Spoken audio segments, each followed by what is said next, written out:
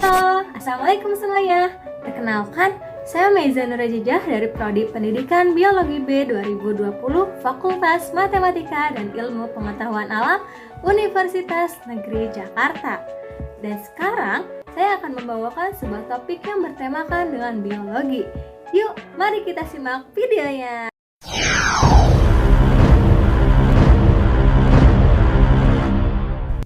Nah, dari berita sebelumnya, kita jadi lebih tahu bahwa diabetes mellitus menjadi salah satu penyakit dan angka kematian tertinggi di Indonesia.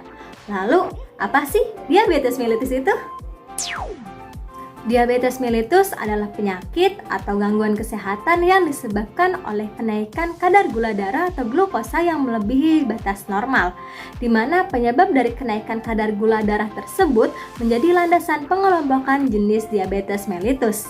Seperti yang pertama adalah diabetes mellitus tipe 1, yang kedua diabetes mellitus tipe 2, dan yang ketiga adalah diabetes mellitus tipe gestasional.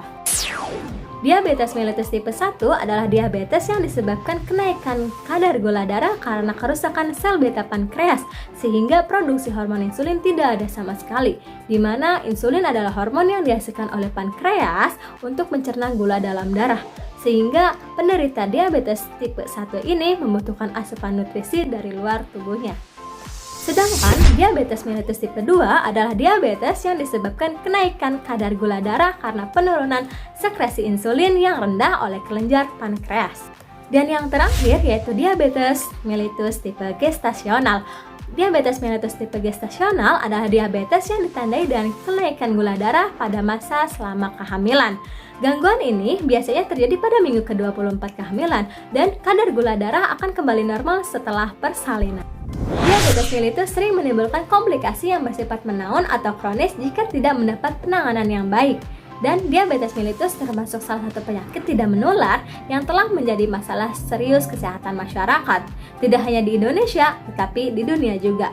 Sampai saat ini, penyakit diabetes mellitus masih dianggap sebagai masalah kesehatan yang paling menentang bagi para ahli kesehatan dunia. Data persebaran diabetes mellitus.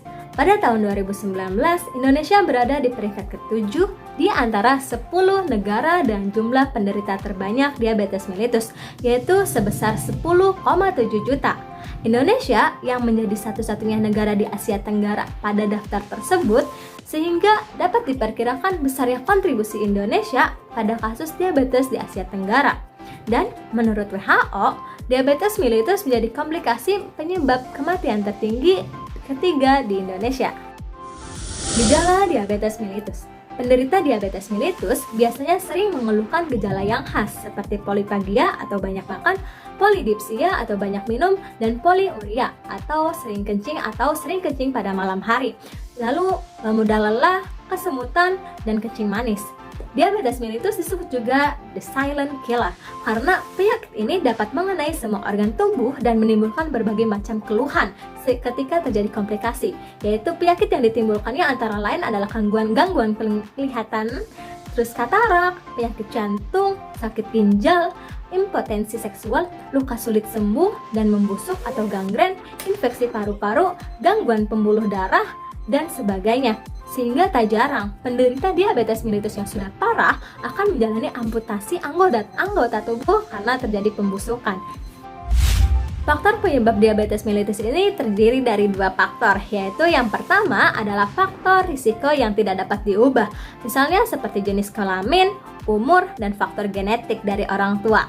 Dan yang kedua adalah faktor risiko yang dapat diubah, seperti kebiasaan merokok, konsumsi alkohol, indeks massa tubuh, tingkat pinggang, dan umur. Cara menanggulangi diabetes mellitus.